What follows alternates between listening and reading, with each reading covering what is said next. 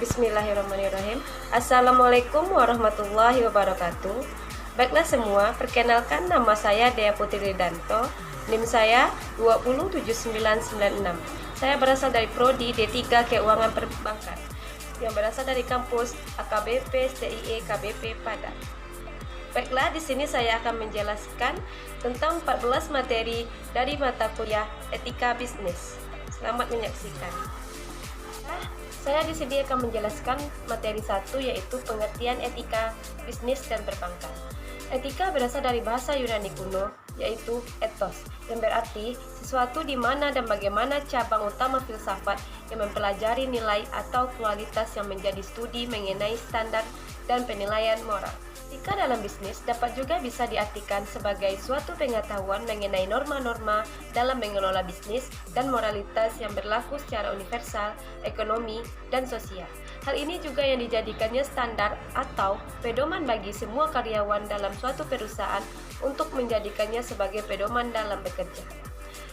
Etika dalam bisnis dan perbankan ini terkait dengan moralitas, perbuatan moral yang diartikan sebagai perbuatan baik dan perbuatan buruk dalam kegiatan perbankan. Dalam hubungan ini, etika pada aspek individu dan peraturan sosial, di mana hubungan antar manusia sangat peka karena sering dipengaruhi oleh emosi, kadangkala kurang nasional. Tujuan etika bisnis: 1. Mendukung kesadaran moral pebisnis. 2. Menjaga tata sikap dan perilaku dalam berbisnis. 3. Memberikan batasan untuk tetap menjalankan bisnis yang baik. 4. Memberikan citra perusahaan yang baik. 5. Dapat menghindari citra buruk yang merugikan. Selanjutnya, materi kedua, etika bisnis selaku pemikiran filsafi. Menurut Dr. O.P. Simorangkir dalam bukunya Etika, Bisnis, Jabatan, dan Perbankan tahun 2003, etika berasal dari bahasa Yunani ethos atau tunggal atau taeta jamak yang berarti watak, kebiasaan, dan adat istiadat. Pengertian ini berkaitan dengan kebiasaan hidup yang baik pada diri seseorang maupun masyarakat yang diwariskan dari satu generasi ke generasi yang lain. Istilah bisnis yang akan kita pakai adalah mencakup setiap dan semua transaksi ekonomi antara perorangan, organisasi dan lembaga yang mencari laba. Istilah bisnis akan mencakup segala macam kegiatan untuk memproduksi, menjual, membeli barang-barang dan jasa demi laba. Etika bisnis adalah bagian dari filsafat. Secara garis besar, pengertian filsafat etika dan etika bisnis berhubungan erat satu sama lain. Secara tradisional, pemikiran falsafi terbagi dua bentuk kegiatan rasional, yakni A. Bersifat analitis. Filsafat meneliti secara terinci makna istilah-istilah, keberlakuan argumentasi, sifat, serta asumsi yang membagi-baginya. Dalam komponen-komponen filsafat tertarik kepada pertanyaan asasi, misalnya mengenai hakikat, realitas, makna pengetahuan sampai di mana pengetahuan itu dapat diandalkan. B. Berbentuk sintesis. Para filsuf menyusun suatu pandangan menyeluruh yang menggabungkan dan menginteraksikan berbagai masalah satu sama lain, serta sejauh mungkin membuat semua bagian-bagian dari pengalaman kita menjadi jelas dan terang, menghubungkan penemuan ilmuwan, seniman, dan pengalaman manusia pada umumnya dalam suatu kebulatan yang dapat dimengerti. Lanjut kepada materi ketiga, pengambilan keputusan etis. Sebuah keputusan etis adalah salah satu yang percaya dan dengan demikian menentukan tanggung jawab, keadilan, dan peduli untuk individu. Untuk menjadi etis, seseorang harus menunjukkan rasa hormat dan tanggung jawab, pengambilan keputusan yang membutuhkan pertimbangan terhadap pilihan-pilihan, menghilangkan pilihan-pilihan yang memiliki sudut pandang tidak etis, dan kemudian memilih alternatif etis terbaik. Selanjutnya, langkah-langkah pengambilan keputusan etis. 1. Menentukan fakta-faktanya. 2. Identifikasi pemangku kepentingan dan lihat situasi dari perspektif mereka. 3. Mempertimbangkan alternatif yang tersedia. Orang berbicara tentang imajinasi moral. 4. Pikirkan tentang bagaimana suatu keputusan dapat mempengaruhi para pemangku kepentingan, membandingkan dan mempertimbangkan alternatif berdasarkan konsekuensinya. 5. Kewajiban hak prinsip. 7. Efek pada integritas dan karakter pribadi. 8. Buat keputusan. 9. Pantau hasilnya. Faktor-faktor yang mempengaruhi pengambilan keputusan etis. 1. Tahap perkembangan moral. Fase ini adalah fase mengevaluasi. 2. Lingkungan organisasi. 3. Tempat kedudukan kendali. Materi selanjutnya, materi 4, yaitu hakikat etika bisnis dan hubungan bisnis dan moral. Hakikat bisnis adalah usaha untuk memenuhi kebutuhan manusia, produk atau jasa yang bermanfaat bagi masyarakat. Businessman, seorang pebisnis, akan selalu melihat adanya kebutuhan masyarakat dan kemudian mencoba untuk melayani secara baik, sehingga masyarakat menjadi puas dan senang. Dari kepuasan masyarakat itulah, pebisnis akan mendapatkan keuntungan dan pengembangan usahanya. Hubungan bisnis dengan moral adalah sebuah realita atau kenyataan yang setiap saat, setiap hari dialami meskipun tidak secara eksplisit. Pendapat yang menyatakan bahwa bisnis itu adalah hubungannya dengan moral adalah suatu mitos. Selanjutnya, prinsip-prinsip etika bisnis. 1. Prinsip kejujuran. 2. Prinsip integritas moral. 3. Prinsip kesetiaan. 4. Prinsip otonomi. 5. Prinsip saling menguntungkan. Dan 6. Prinsip keadilan. Selanjutnya kita akan menjelaskan materi 5, yaitu pertanggungjawaban moral dan masalah pengawasan moral. Tanggung jawab moral merupakan suatu tindakan yang dilakukan dengan sadar dan tahu mengenai konsekuensi dari tindakannya. Dalam hal ini, pelaku the principle of alternate possibilities, yaitu prinsip yang menyatakan bahwa seseorang yang bertanggung jawab secara moral atas tindakan yang telah dilakukan jika ia sesungguhnya bisa bertindak dengan alternatif lain. Selanjutnya, masalah pokok yang menjadi pengawasan dan perhatian dalam perusahaan yang menjadi sasaran kritik moral. 1. Status moral perusahaan. 2.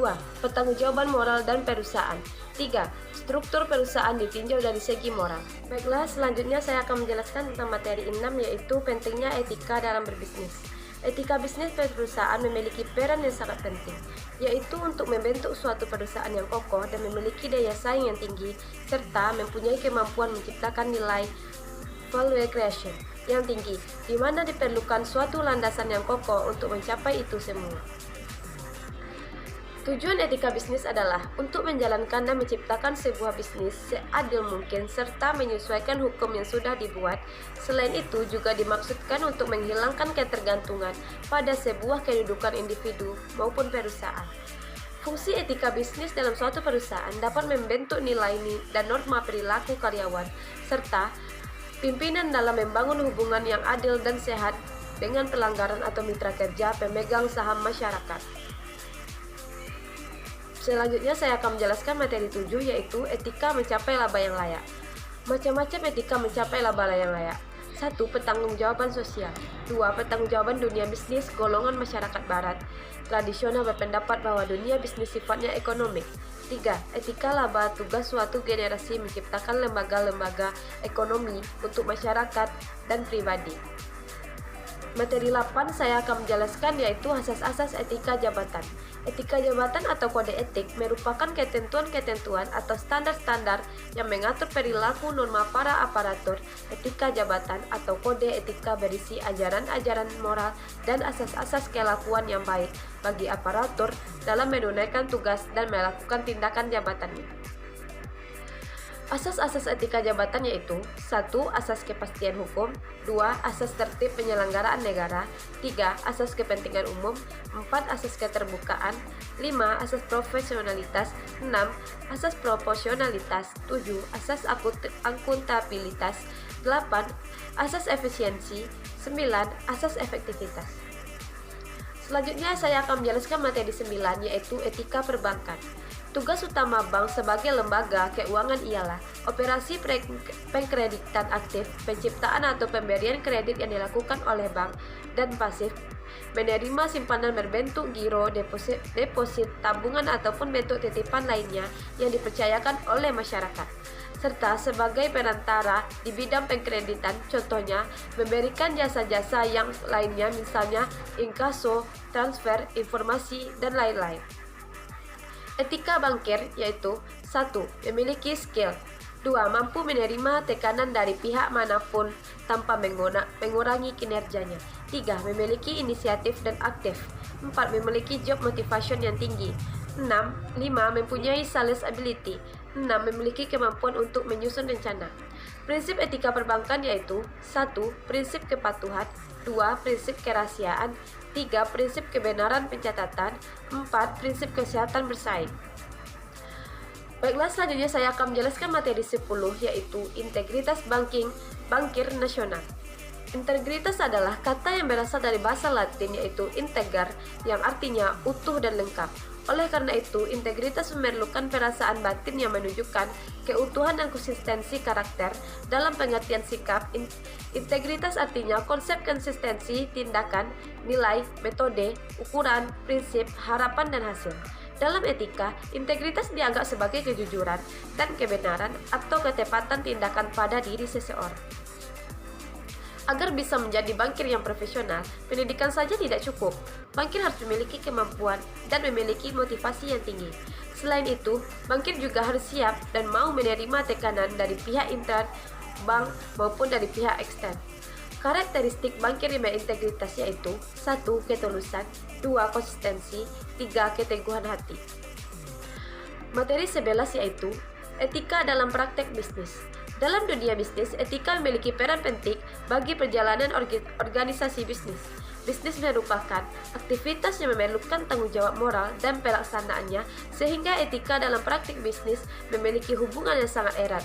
Bisnis tanpa etika akan membuat praktik bisnis menjadi tidak terkendali dan justru merugikan tujuan utama dari bisnis itu sendiri.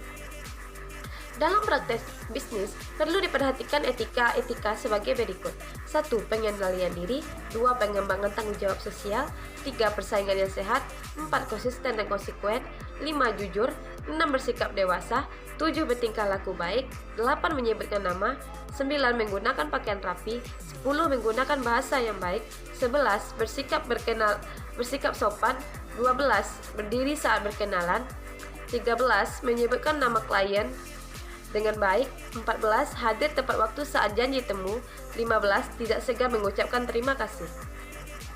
Selanjutnya materi 12 yaitu etika dalam praktik akuntansi manajemen dan akuntansi keuangan. Akuntansi manajemen adalah disiplin ilmu yang berkenaan dengan penggunaan informasi akuntansi oleh para manajemen dan pihak-pihak internal lainnya untuk keperluan penghitungan biaya, produk, perencanaan, pengendalian dan evaluasi, serta pengambilan keputusan. Akuntan manajemen mempunyai peran penting dalam menunjang tercapainya tujuan perusahaan, di mana tujuan tersebut harus dicapai melalui cara yang legal dan etis. Maka para akuntan manajemen dituntut untuk bertindak jujur, terpercaya, dan etis. Akuntansi keuangan merupakan bidang akuntansi yang mengkhususkan fungsi dan aktivitasnya pada kegiatan pengolahan data akuntansi dari suatu perusahaan dan penyusunan laporan keuangan untuk memenuhi kebutuhan berbagai pihak, yang pihak intern dan eksternal. Seorang akuntan keuangan bertanggung jawab untuk 1. Menyusun laporan keuangan dari perusahaan secara integral. 2. Membuat laporan keuangan sesuai dengan karakteristik kualitatif laporan keuangan. Materi 13 yaitu etika profesi akuntansi. Etika profesi akuntansi adalah suatu ilmu yang membahas perilaku perbuatan baik dan buruk manusia sejauh yang dapat dipahami oleh pikiran manusia terhadap pekerjaan yang membutuhkan pelatihan, penguasaan terhadap sesuatu pengetahuan khusus akuntan. Prinsip etika akuntansi. 1. Tanggung jawab profesi. 2. Kerahasiaan. Baiklah, selanjutnya materi yang terakhir yaitu materi 14. Mengelola risiko etika dan manajemen krisis. Risiko etika merupakan suatu kemungkinan dilanggarnya etika yang disebabkan oleh ketidakmampuan perusahaan atau institusi dalam memengaruhi harapan stakeholder. Supaya suatu organisasi atau perusahaan tetap dapat bertahan hidup, perusahaan dan profesional wajib menjalankan manajemen risiko etika. Manajemen krisis adalah proses pembahasan organisasi dengan sebuah peristiwa yang mengancam dan merugikan organisasi. Dalam berbisnis, terdapat dua jenis krisis yaitu 1. Krisis keuangan. Krisis yang terjadi karena perusahaan memiliki masalah. 2. Krisis komunikasi. Terjadi karena pemberian negatif yang kemudian berimbas buruk dalam perusahaan. Baiklah, hanya itulah yang saya sampaikan untuk tugas mata kuliah ke etika bisnis. Kurang lebihnya saya mohon maaf. Assalamualaikum warahmatullahi wabarakatuh.